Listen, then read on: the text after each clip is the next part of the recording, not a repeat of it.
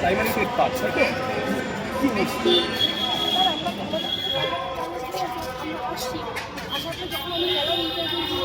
আমার কাগজ রেজিস্ট্রি হলো, হওয়ার পরে আমাকে অ্যাটেন্ডেন্স সিগনেচার করানো, তারপর স্যার আরেকটা কাগজ দিয়েছিল সিগনেচার করানো, যেখানে লেখাপড়া দিয়েছে ঠিক অ্যানুয়াল অ্যাকাউন্টমেন্টে ভিজিট আমি সই করতে চাইলাম না। আমি বলি না, আমাদের এনএএসটা 18 মানছেন না, তো আমি রিজেকশনের জন্য সই করলাম। তিনারা আমাকে বাধ্য করছিলেন ধোকা দিয়ে, যদি আপনি সই না করেন তাহলে আপনাকে কিন্তু বলা হবে আপনি অ্যাটেন্ড হননি। বললাম না স্যার, আমি অ্যাটেন্ড হয়েছি। তারপরে ওনারা অনেক বাধ্য করলো, আমি করলাম না স্যার সাইন।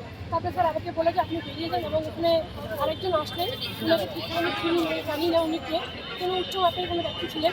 উনি আমার সাথে খুবই খারাপ ব্যবহার করলেন। উনি আমাকে আপনি বলছিলেন যে 18 মাস, এই বিষয়টা একটু বলুন। মানে এটা কি সুপ্রিম কোর্টে মান্যতা আছে? আপনাদের কত মাসে হচ্ছে? স্যার আপনার নাম বলুন। আমার নাম সন্তোষী রায়।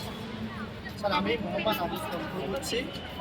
সুপ্রিম কোর্টের একটা ভার্ডিক আছে ডেভিড সিংয়ে, যেখানে বলা হয়েছে যে 18 মাস যে আমরা যা ডিএলএড করেছিলাম, রাজ্য সরকার যে ডিএলএড করিয়েছিলেন, এবার আমরা ওই সময় যে ডিএলএড করিয়েছিলাম, সুপ্রিম কোর্ট একটা জাজমেন্ট দিয়েছে যে আপনারা যারা 18 মাসের ডিএলএড মানে একটা নির্দিষ্ট পিরিয়ডের মধ্যে 10/8/2017 মধ্যে আগে যদি আপনি ইন সার্ভিস থাকেন এবং আপনার কোর্সটি যদি 1/4/2019 মধ্যে কমপ্লিট 2019-এর মধ্যে কমপ্লিট থাকে, আপনি রেগুলার ডিএলএডের সমাপ্ত, মানে আপনি ডিএলএডটা আপনি এবং আপনি যে কোনো পরীক্ষায় বসতে পারেন। সেই জন্য আমরা পরীক্ষায়ও বসেছি, আমরা এক্সামও পাস করেছি, এক্সাম পাস করে ইন্টারভিউ ফর্মও ফিল আপ করেছি, ইন্টারভিউ কল লেটার এসছে, ডকুমেন্ট সব কিছু ওরা ভেরিফিকেশান করার পরে উইথাউট কোনো নোটিফিকেশান ছাড়া ওখান থেকে একটা কালো কোট করা কোনো এক ব্যক্তি, উচ্চ ব্যক্তি, তাকে আমরা চিনতে পারছি না, তবে মনে হচ্ছে পর্ষদের কোনো এক গণ্যমান্য ব্যক্তি, এমনকি আমাদেরকে ঘাড় ধাক্কা দিয়ে বার করে দিচ্ছে।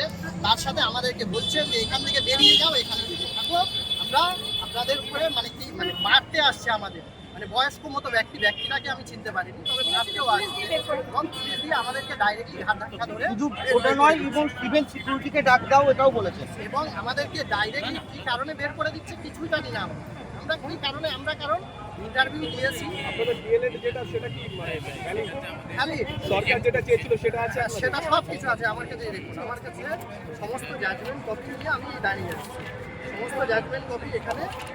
এটাই দেখুন যে আপনারা যারা এই 18 মাসের যারা ডিএলএড করেছিলেন, ডিএলএড আপনারা সুপ্রিম কোর্ট নিজে রায় দিয়েছে যে আপনারা ভ্যালিড এবং নতুন যে রিক্রুটমেন্ট আসছে সেই রিক্রুটমেন্টে বসতে পারবেন, এমনকি বিহার, উত্তরপ্রদেশ এবং আমাদের ছত্তিশগড় বলুন, উড়িষ্যা বলুন বা রাজস্থান বলুন, সমস্ত রাজ্যে নিয়ে গেছে। কিন্তু আমাদের পশ্চিমবঙ্গ সরকার, দুঃখের কথা, উনি নোটিফিকেশান দিয়ে আমাদেরকে ডিএলএড করালেও উনি এখন বলছে যে আমি এদেরকে নতুনভাবে এদেরকে রিক্রুটমেন্ট করবো না।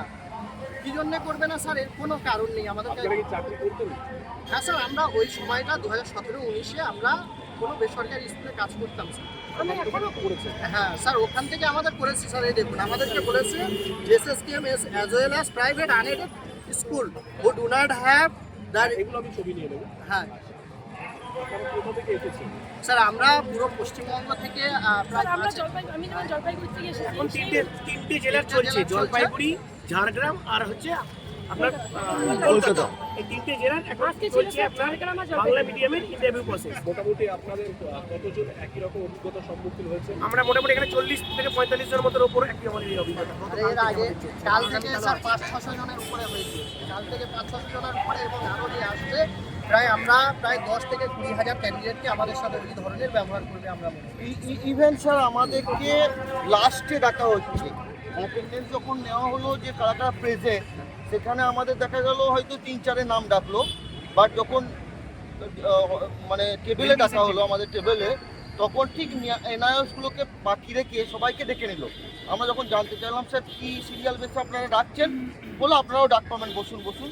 তারপর দেখলাম একদম লাস্টে আমাদেরকে ডেকে বললো যে এনআইএস সব বাতিল, আপনারা বেরিয়ে যান। আপনার নাম? মোহাম্মদ বিনিয়ামি। স্যার আমি জিজ্ঞেস করেছিলাম যে স্যার কারণটা বলুন, উনি বললেন যে আপনার কথার উত্তর দেওয়ার প্রয়োজন মনে করি না, আমি বাধ্য নই, আপনি বেরিয়ে যাবেন, নাহলে পুলিশ যাবে। স্যার আমার নাম মাসুম শেখ। স্যার আমি একটু বলতে চাই। বলুন। 2021 সালে কিন্তু এনআইএসদের নেওয়া হয়। ইন্টারভিউটা নেওয়া হয়েছে।